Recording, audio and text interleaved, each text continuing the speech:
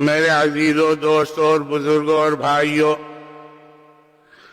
اللہ جل شانہ عم نوالہ نے دنیا اور آخرت کی کامیابی دین کے اندر رکھی ہے اور دنیا اور آخرت کی ناکامی بے دینی کے اندر رکھی ہے۔ دین ہے تو ہم کامیاب ہیں، دنیا کے اندر بھی اور آخرت کے اندر بھی، اور اگر دین نہیں ہے تو دنیا کے اندر بھی ناکام اور آخرت کے اندر بھی ناکام۔ دین کیا ہے؟ نبی پاک علیہ الصلوۃ والسلام زندگی گزارنے کا جو مبارک طریقہ خدا پاک کی طرف سے لے کر تشریف لائے، وہ طریقہ زندگی ہماری زندگیوں کے اندر آ جاوے، بھائی یہ دین ہے۔ دین بہت آسان، دین پر چلنا آسان، دین کا سیکھنا آسان، دین آسان اور دین پر مرنا آسان، لیکن بھائی آسان اس کے لیے ہے جس کے دل کے اندر اترا ہوا۔ آج ہمارے دلوں کے اندر چونکہ دین نہیں اترا ہوا ہے، دنیا اتری ہوئی ہے، اس لیے اس کے حاصل کرنے کے لیے ہم ہر قربانی دینے کو تیار ہیں۔ دین چونکہ دل کے اندر نہیں اترا ہوا ہے، اس لیے اس کے لیے کوئی قربانی دینا ہمارے لیے آسان نہیں ہوتا، بلکہ مشکل ہو جاتا ہے۔ اس لیے میرے عزیزوں، دوستوں اور بزرگوں اور بھائیوں، آخرت کے اندر جو کامیابی ملے گی وہ دین ہی پر ملے گی۔ دین آتا ہے سیکھنے سے، دین آتا ہے محنت کرنے سے، دین آتا ہے جان و مال کی قربانی لگانے سے۔ اللہ جل شانہ عم نوالہ نے ہمیں دین سیکھنے کے لیے یہ ایک آسان سا راستہ مرحمت فرمایا ہے، اور موت تک ہم سب کو دین پر چلنے کا موقع دیا ہے۔ اب اگر ہم نے سیکھا اور سیکھنے کے بعد چلے تو انشاءاللہ دنیا بھی ہماری اچھی گزرے گی، اور آخرت کے اندر تو کامیابی کا مدار ہی دین پر ہے۔ دنیا کی کوئی چیز آخرت کے اندر کام نہیں آئے گی، کیونکہ خدا پاک کے ہاں دنیا کی کوئی حیثیت نہیں ہے، دنیا کی کوئی قیمت نہیں ہے۔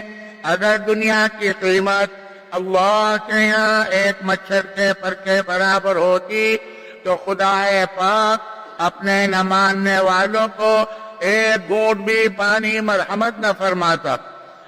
دنیا تو ہر کس و ناکس کو مل جاتی ہے، لیکن دین اور دین کی محنت خدا پاک اپنے چاہنے والوں کو عطا فرمایا کرتا ہے۔ اللہ کا شکر ادا کرو، اللہ نے بہت بڑی نعمت عطا فرما رکھی ہے۔ اب اس نعمت کو اپنانا اور اس نعمت کے اوپر چلنا بھئی یہ ہمارا کام ہے۔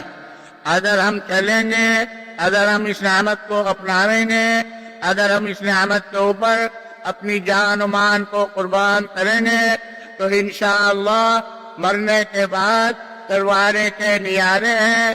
اور اگر خدا نہ خواستہ دنیا کی زندگی یوں ہی غفلت کے اندر گزار دی، نہ دین کو اپنایا، نہ دین پر چلے، نہ دین کو سیکھا، تو میاں دنیا تو گزر جائے گی، لیکن آخرت کے اندر اس کا بڑا خمیازہ بھگتنا پڑے گا۔ دنیا ہی کا خالی معاملہ نہیں ہے کہ کھائے پیے اور مر گئے۔ اگر اتنا معاملہ ہوتا تب بھی آسان تھا، لیکن اصل مسئلہ موت کے بعد کا مسئلہ ہے۔ دنیا کی زندگی بہت مختصر سی زندگی ہے، ختم ہو رہی ہے، ختم ہونے کے واسطے ہے، اور آخرت کی زندگی بڑی لمبی زندگی ہے، کبھی ختم ہونے والی نہیں ہے۔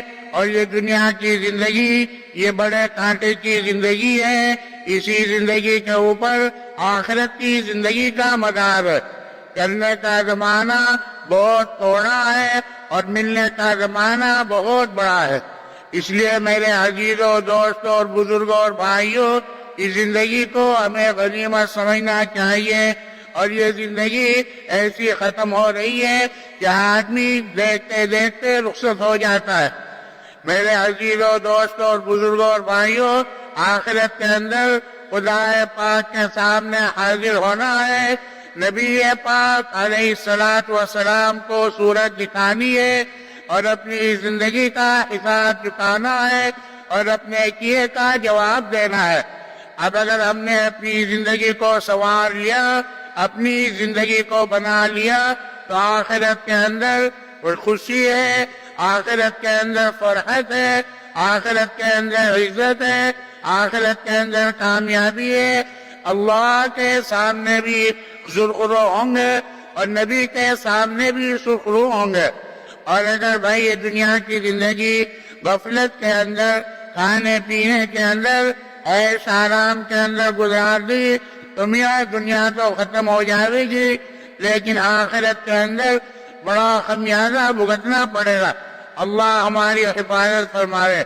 بس اتنی یہ جو آواز لگائی جا رہی ہے، یہ یہی لگائی جا رہی ہے کہ بھائی اپنی آخرت کو سامنے رکھنا چاہیے، اپنی آخرت کو سنوارنا چاہیے، اپنے آپ کو اللہ کے سامنے حاضر ہونے کا اور نبی پاک علیہ الصلوۃ والسلام پہ صورت دکھانے کا اپنے آپ کو ذمہ دار قرار دینا چاہیے کہ ہمیں خدا پاک کے سامنے حاضر ہونا ہے اور نبی کو صورت دکھانی ہے۔ وہی صورت دکھا سکے گا جو اپنی زندگی خدا کے حکم کے مطابق، نبی کے طریقے کے موافق گزار کر جاوے گا، وہ تو انشاءاللہ کامیاب، اور جو غفلت میں گزار کر جاوے گا وہ حسرت کرے گا، افسوس کرے گا، وہ پچھتاوے گا۔ پچھتانے سے کبھی فائدہ نہیں ہوتا۔ بس اللہ جل شانہ و امن والو ہم سب کو قبول فرماوے۔